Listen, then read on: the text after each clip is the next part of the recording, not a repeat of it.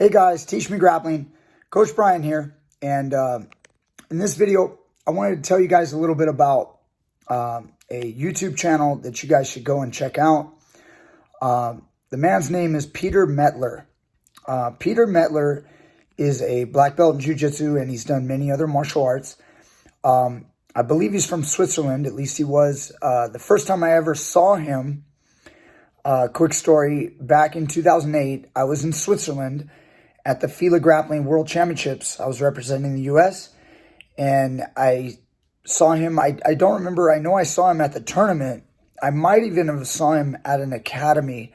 We were training for about maybe a week before the event.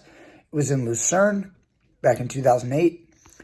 And anyway, he was on the Switzerland team, and so I saw him when he was very young, but very good grappler. And you know, it's funny, it was very recent. I've seen his YouTube channel. He's been putting out some videos, and I've really thoroughly enjoyed his videos. And I want to say this of why I'm recommending his YouTube channel. His techniques, when he's teaching them, they're very different. He has a different style than I have. Like, you know, just because I am the way I am doesn't mean that I can't see the way other people teach and appreciate how other people do it. So what I'm trying to say is, I may do it one way. I may break down a technique different. And some of you guys like the way I do it. There's a lot of people who hate the way I do it. But I just want to say, the reason why I'm doing this video right now is I really like the way that Peter Metler teaches. He breaks things down very simply. He makes it very simple, which is something that I actually don't do sometimes. I drag my videos out quite a bit. And I think it's very refreshing to watch a video taught by Peter, and he's showing a move. It could be anything, and it's very simple. Maybe it's just his voice. It could be the way his personality is. He gets across the points, the major details of the technique. I think that it's easy to learn. And recently he's done a few videos on, techniques that are kind of like banned or illegal in competitions. And I found that I totally agree with him. I agree with the way he thinks about these techniques. And he just uploaded this video that I saw just the other day.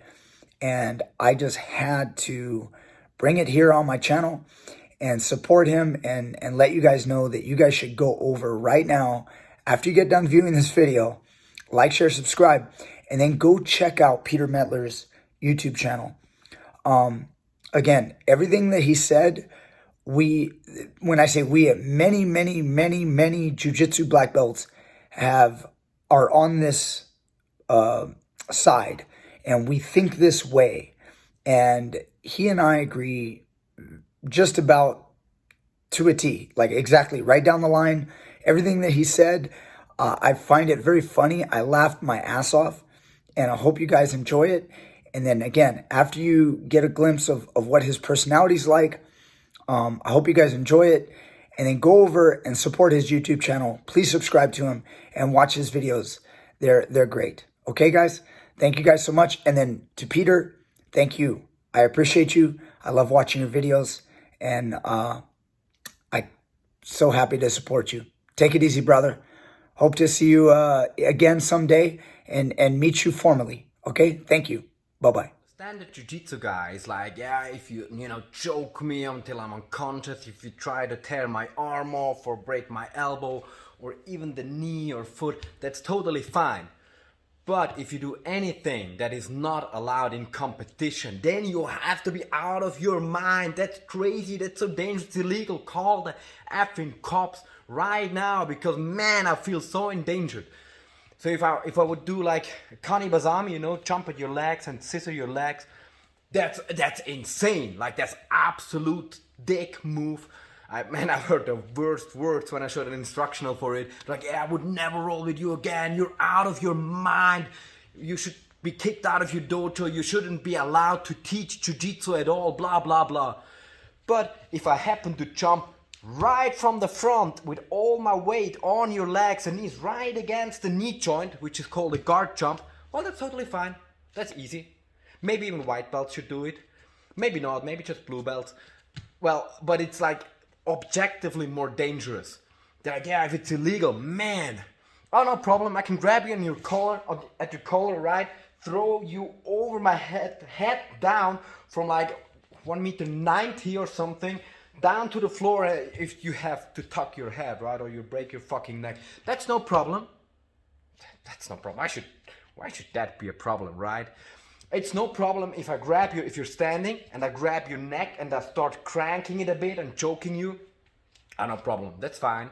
You just control and you just tap in time. But if I grab your head in another position, man, that's freakishly dangerous. You're gonna like bring people into a wheelchair. You're crazy, like wow. All the alarm is going off, man. Lights are flashing. Police siren is in the back. They're coming for you or me if you do it. It's absolutely insane, man. You're like, yeah, going for the elbow, no problem. Anybody goes for breaking the elbow. You just tap, right? But for the wrist, that's a total dick move, man. You're gonna fucking break people's wrists. Because as we all know, it's absolutely very easy to do an armbar in a controlled way. You just do it controlled. You give your partner time to tap. Nothing happens.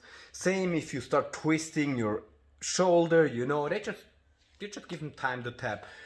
But in a wrist lock, that's absolutely impossible. It's immediately going to snap in half and you're gonna be obliterated. You're gonna be in a wheelchair probably. You can never play the piano fucking again.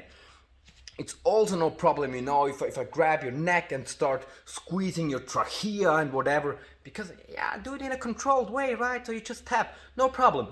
But man, if I do it from another position, then it's absolutely impossible to do a neck crank in a controlled way, right? Like a can opener, it's literally impossible to do it in a controlled way. I mean, in catch as catch wrestling, we can, right? And in Sambo, we can, no problem. We can even do Kanibazami. But if you happen to be a Jiu-Jitsu, it's literally impossible. Because that one time, that zero stripe white belt who was 557,000 pounds heavy, broke somebody's neck and leg at the same time with that move, and that tells us it's freakishly dangerous.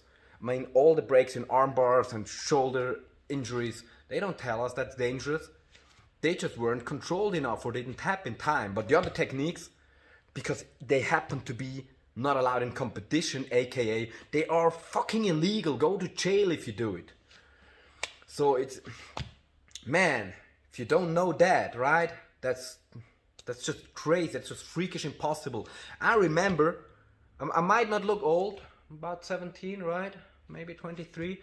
But I remember 10, 15 years ago, maybe 20 years ago, footlocks were looked at the same from the vast majority of the Jiu-Jitsu scene.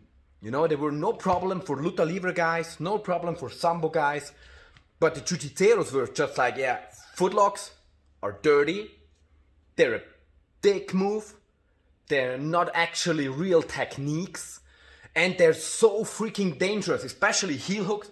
Heel hooks are so dangerous. Because it will, absolutely, if you even touch the heel hook, it will make your ACL go pop, pop, pop, pop, pop, pop, pop. It will just, bam, be gone. There is literally no way you can do this in a controlled way, and it needs to be banned. And also, it's absolutely useless for self-defense, because why would you attack somebody's foot, right? So let's leave it at that. But then a couple years ago, especially some no-gi guys started doing it, and now it's no problem. Now they just find out that, oh, like surprise, motherfuckers, surprise, you can do footlocks in a controlled way. And maybe it's not the first technique you should teach somebody.